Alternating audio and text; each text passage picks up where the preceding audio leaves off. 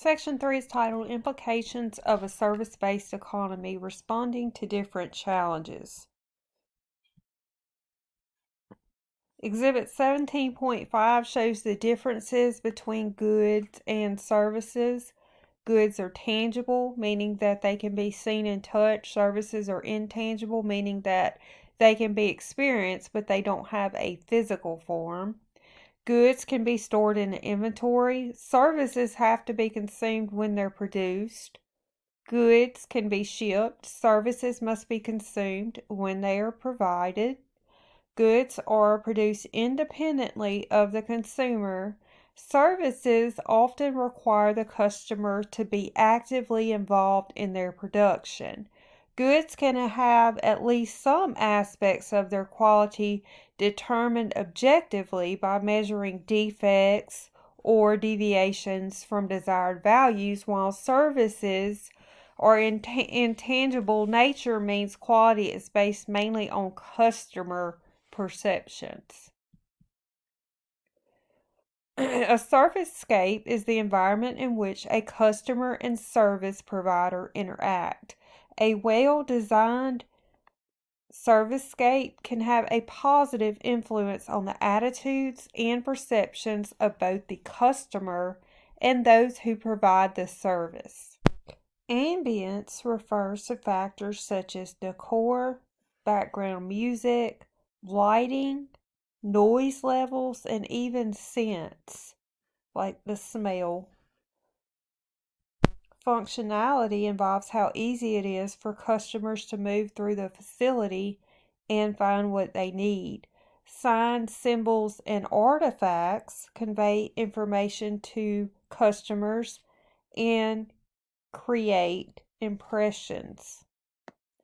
Because services are intangible and often must be experienced at the time they're created, service providers can't produce the service in advance and store it to meet temporary surges in demands.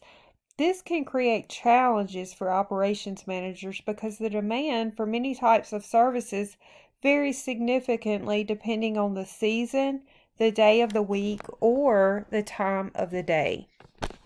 In section 4, we're going to talk about the technology of operations. Automation is replacing human operation and control of machinery and equipment with some form of programmed control. Automation is one of the major developments in operations management. Robots are reprogrammable machines that is capable of manipulating materials, tools, parts, and specialized devices in order to perform a variety of tasks. Robots have taken automation to an entirely different and new level. Some of these robots have special sensors that allow them to see, hear, or feel their environment. And here are some advantages of robots. They can perform jobs that are tedious, dirty, dangerous, or physically demanding. They can work long hours at a consistent level of performance without tiring, and they are flexible and easily reprogrammable. Additionally, many of these robots are mobile and can be guided across rugged terrain. Different software technologies are used in operations management. Computer-aided design is the drawing and the drafting software that enables users to create and edit blueprints and design drawings quickly and easily. So the way you remember this is the word design means that the computer can draw and design. And then computer-aided manufacturing, this is software that takes that design and creates the program instructions that robots must follow that produce the product as efficiently as possible. And then computer integrated manufacturing is a combination of CAD and CAM software with flexible manufacturing systems to automate almost all steps involved in designing, testing, and producing a product. In computer-aided design, users can create 3D drawings. And then when high-tech equipment and robots are integrated, that's how you get CIM.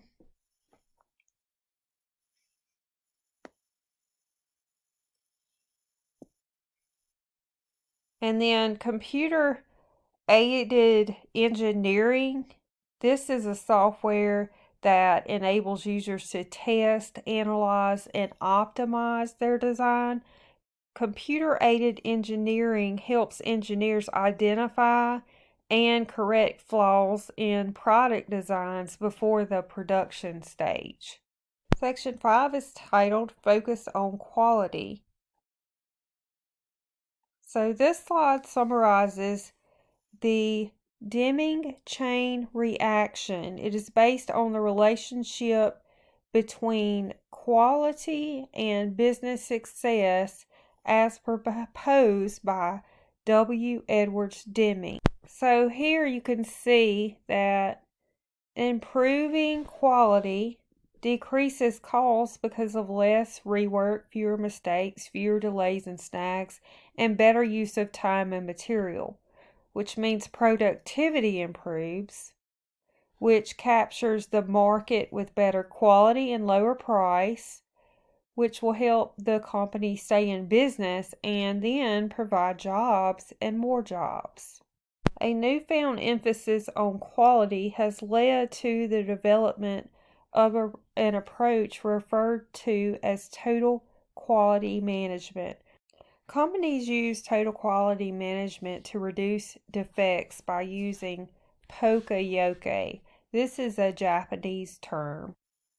And this means this is a mistake proofing approach to eliminate errors or prevent errors. And so this is this total quality management is focused on the customer and building quality in the organization by empowering your employees. The focus is on prevention rather than correction, and it is a long-run commitment to getting better through continuous improvement. Six Sigma is a popular approach to quality improvement, and it is characterized by very ambitious quality goals, extensive training of employees, and a long-term commitment to work on quality-related issues. The techniques used by this approach are quite advanced, and they require high levels of expertise. Firms often design programs to receive recognition from other authorities or achieve certification. The Baldrige National Quality Program aims at making American firms more competitive in the global economy by increasing their productivity and the quality of their products and service. ISO 9000 is a family of standards established to ensure that goods produced in a country meet the requirements by buyers in another one. The last section is the move to be lean and green, cutting costs and cutting waste. Lean production can be defined as an activity or a function that uses resources but does not create value. Its main objective is to eliminate waste, which can help improve efficiency. Just-in-time production is used to avoid excess storage of raw materials, work in process goods, and finished goods. This process is also known as pull system, which actually pulls through orders in the production process. The long-term goal of many green practices is to achieve sustainability. which means finding ways to meet the organization's current objectives while protecting and preserving the environment for future generations. Achieving ISO 14000 certification requires demonstrated ability to identify and control the impact of the firm's activities on the environment, commitment to continuous improvement of the firm's environmental performance, systematic approaches to setting and achieving environmental targets. ISO 14000 does not set specific goals, but rather generally guides all industries in their environmental efforts. All right, this is the last knowledge check. If you want to try to answer this, pause the video, and when you're ready to check it, press play. The correct answer is B, customer satisfaction. Total quality management recognizes that quality should be defined by the preferences and perceptions of customers.